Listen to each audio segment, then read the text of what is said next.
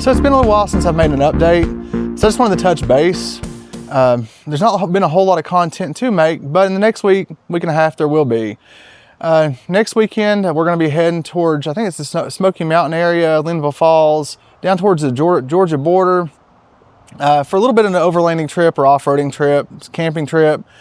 So I'm kind of preparing for that. I just washed the truck, which doesn't really make much sense because they're actually giving some snow for tomorrow, which is surprising. It's just really the first middle of November right now. Right now I'm wearing, a long sleeve shirt, but I mean, it's 60, 70 degrees out right now, but I think tonight it's supposed to be down into the 20s, 30s, and tomorrow about the same temperature. So we'll see if it does snow, if there's any flurries. I don't think it'll stick, but if it does, I will have the truck out in it just a little bit, just to test these stock tires. They're the Dueler all-terrains, the 20-inch tires that came on at stock. They've done okay off-roading, so we'll just see how they handle the snow. So let's hop in the truck and have a little bit of a discussion about the upcoming weekend camping trip. So I won't go into a whole lot of details or bore y'all with all the details, try to make this a super lengthy video or anything like that. But I just wanted to kind of touch base, like I'd mentioned earlier. And next weekend, like I said, we're gonna be going to, I don't know exactly, I think it's the Cherokee National Forest. I haven't really made an exact plan. There's one camp spot that I have in mind that, I've seen some views from it, and it's just, again, it's one camp spot. It may be taken. But if not, it looks really absolutely gorgeous. Like to spend the weekend there. There's some trails in the area that'll be really fun. I did think about the Kentucky Adventure Trail or Tour. Just taking some of the trails there, but honestly I don't know if the truck's prepared for that yet or not. There's a couple things I'd like to do to it by next year, potentially before I go overlanding or trail riding on that route. Maybe some for the fuselage, I think I need some armor for that, just in case. You just never know. You don't want to puncture your fuel tank, have any type of accidents or anything like that. But so I did go ahead and order a diesel heater, because last time when we went to Harrisonburg, it was a little bit chilly. It was about 40, 50 degrees the first night. The tent was a little chilly, but those diesel heaters, I think the one I ordered was called, it's a Vevor, which I'm sure y'all have heard about it if you've done any type of camping or looked into any of these things recently. So that should be coming in hopefully by middle of this week. I just want to test it before we take it. So I think that'll be very handy.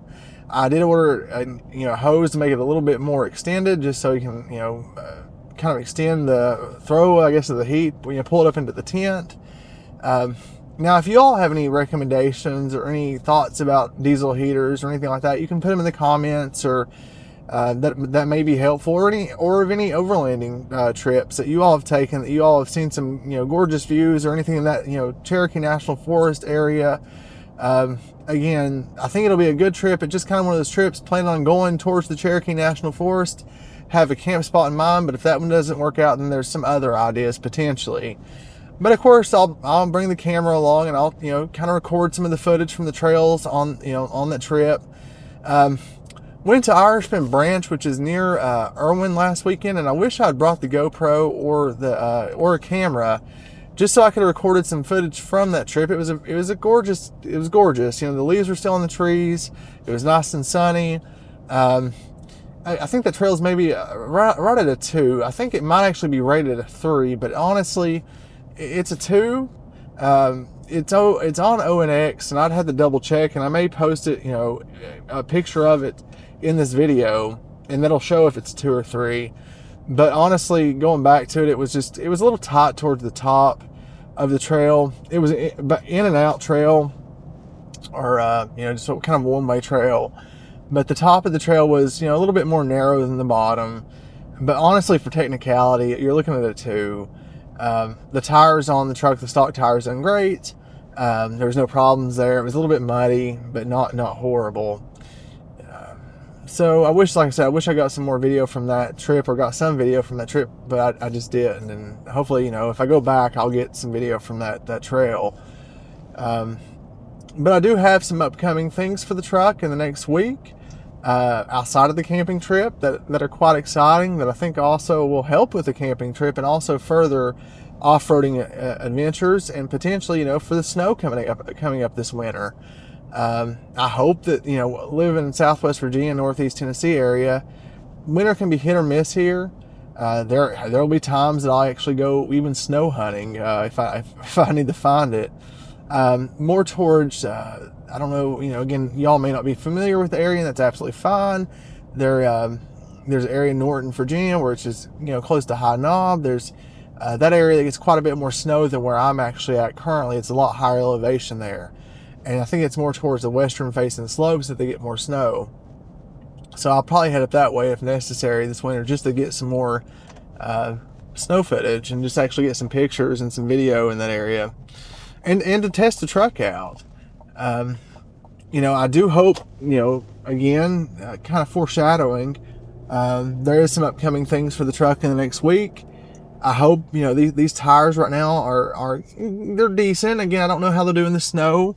If it flurries tomorrow, if there's any snow on the ground, I'll test them out. But honestly, I'm excited eventually about getting some good all-terrains. Though I do know if I got some this time, I know I've spoke highly of the BFG KO2s. Excellent tire. A little bit pricey though, honestly, for what you get with the warranty. I did kind of, in my other videos on my Jeep, I kind of put down the Falken Wild Peak AT4s, which are actually supposed to be a really good tire. And they are. They're really good. They're not as good though as what they say they are in the snow. And I've talked about that in length in those other two videos. And again, if you want to watch those videos, they're on the channel. They didn't impress me as much as say the BFG KO2s in the snow, at least on the Jeep. But if I got some tires right now, just for cost and just having a decent tire that has good tread life, I'm actually kind of looking at I look at the Falken Rubitreks, and they're kind of, I think, born off the I think it's the AT3s is kind of what they're a spin-off of. And they're a good, all-terrain tire, and I've heard good reviews on those. But whatever tire eventually that I land on, I will do a review thoroughly on the truck. I'll try to compare it to the AT4. I don't know necessarily if it's going to be as good of a comparison because I had those on the Jeep.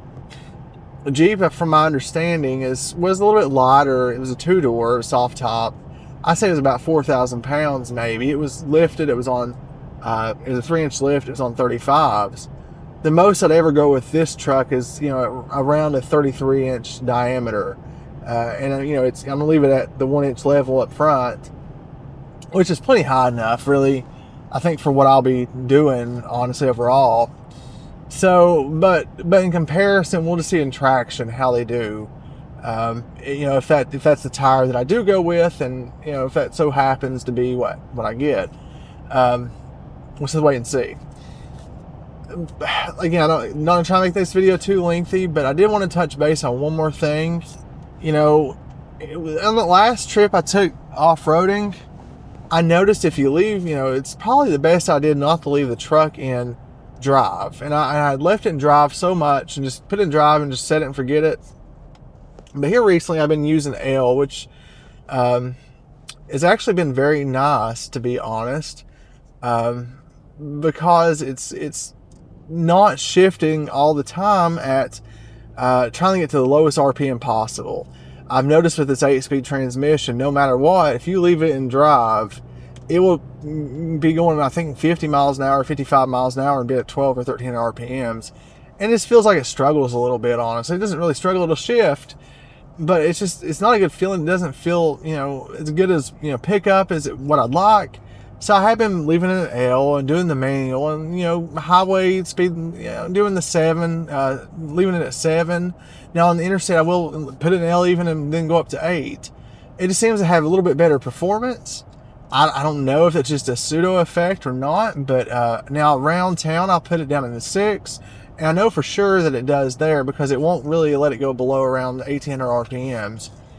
Which the truck seems to do a lot better. Gas mileage doesn't seem highly impacted.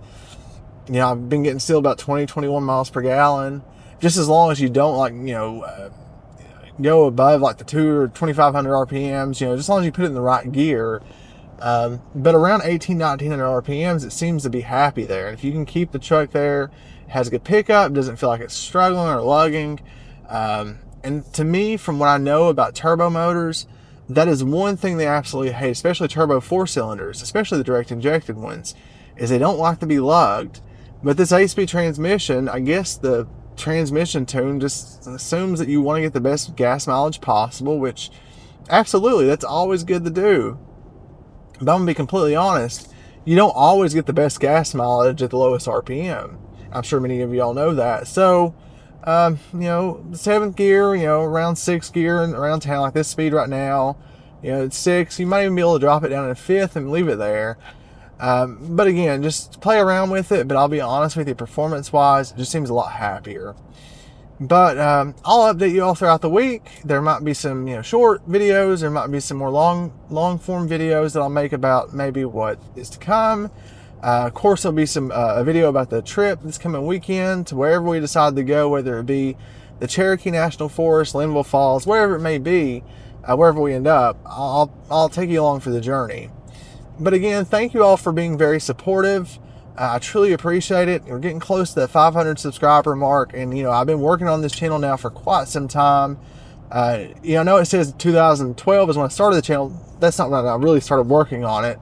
So I'd say about 2.5 years I've actually been putting some energy into this. And sometimes content's hard to make, and I'm just going to continue to try to find things that are helpful, find things that are interesting. And if there's some things that you all would like to see, whether it be truck content, and I know I haven't had the Mustang on the channel a lot here recently. Coming up on winter, I don't know if I'll have it much more on the channel this year. I may take it out for a drive or two, potentially if the weather's nicer. But if there's any Mustang, Colorado content, off-roading content, whatever it may be, give me some things you all would like to see. I'm listening. I would like to be able to be helpful any way I can. I like to do installs and try to be as thorough as possible. But again, thank you all for being supportive, and I will see you all next time.